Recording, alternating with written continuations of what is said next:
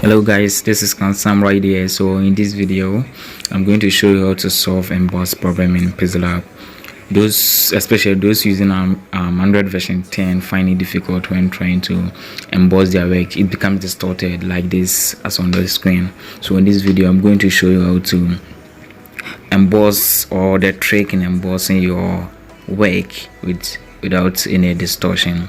So without further ado, let's jump right into it.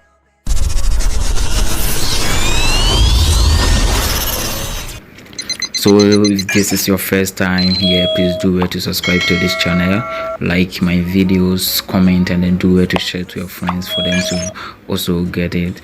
Alright, so what you're going to do is, I have my work right here. Let me hide it. Yes, so my work is right there, and I want to emboss this work, but if I emboss it becomes distorted in Android version 10. So what you're going to do is just add a shape to this logo right here, and then emboss it together with the shape. Do you get me? So the next thing you're going to do, just click on shapes right here. So this is my shape right here. Yes, we are going to merge this shape with the logo, but first you have to hide this shape at any part of the screen.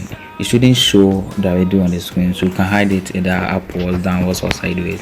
So you can hide it this way. Do you get me? It shouldn't be shown on the screen. Just go ahead and merge the shape and then the logo this way. Do you get me? Yes. The next thing you're going to do, just click on emboss this way.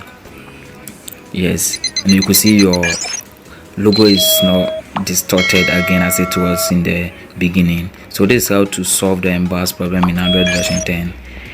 Thank you for watching this video, and I hope you found value in this video. If you did, please do well to give this channel a subscribe, share my videos to friends, like, and do well to comment.